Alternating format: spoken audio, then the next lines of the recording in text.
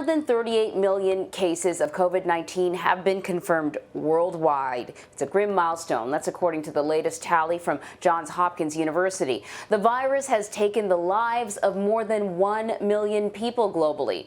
And the U.S. remains the nation with the highest number of known coronavirus infections and deaths. This as more than 30 states report seeing an increase of COVID-19 cases in recent days, and hospitalizations are on the rise nationwide. So we want to bring in Dr. Neeta Ogden to talk about all things related to COVID. She's an internal medicine specialist and an immunologist. All right, and you are joining us on the phone, not the typical, video, Zoom or whatever we normally do, Skype. You're joining us on the phone. So a government-sponsored clinical trial testing for an antibody treatment has been paused because of potential safety concerns. Now, we've already heard about, vaccines being paused, two of them. This is a little different. This is not a vaccine. This is a treatment. What do we know about this treatment and why the drug company Eli Lilly paused it? Hi, good morning. So we know that this is the same type of treatment that Donald Trump received early in his COVID infection. It's a monoclonal antibody, different company though. And they say that they're pausing it because of a change in the clinical status of participants of the study. We don't have much more information other than that. We know that in this study, people are receiving a placebo and they're also receiving the study drug. We know that this was paused by their independent data safety and monitoring board. So, in fact, this is all really encouraging. It looks like they're being very cautious. They're paying attention to safety effects in this wide landscape of vaccines and medications and people sort of not trusting science. It's very encouraging, actually, when you see independent review boards step in and say, we need to pause. And this is actually very, very common in clinical trials. People shouldn't be alarmed. This is science at play, and this is something that we would very much expect. So I think around October 26th, there'll be another review of the data they have that led to this pause, and then the study will either proceed or we'll get more information.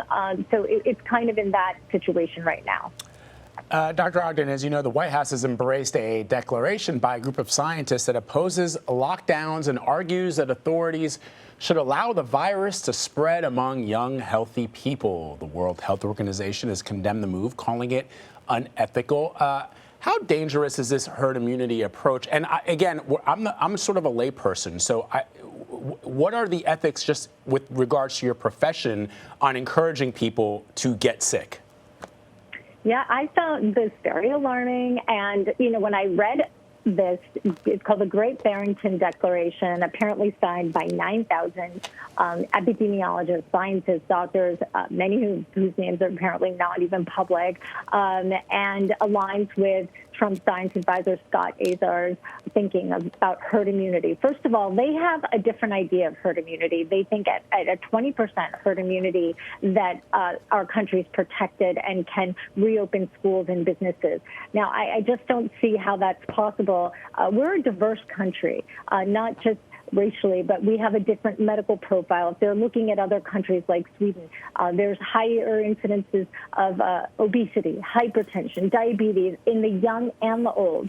So it just surprises me that are we going to sacrifice even the many, many people who have the high incidence of these medical conditions for reopening? And I don't see how you could reopen, for example, schools. What about our teachers? What if they don't want to teach because they don't feel protected? What kind of state are we entering in when we're imposing these very non-scientific ideologies on our population? And I think it's very risky because of what I'm saying. It almost puts you back in like a March situation. I mean, in fact, yesterday, the Wall Street Journal is reporting a case of reinfection with a different strain of the coronavirus in a 25-year-old healthy male who the second time around got sicker. This time he required supplemental oxygen and was, I believe, was short of breath, persistent symptoms. And then that also speaks to the long haul symptoms.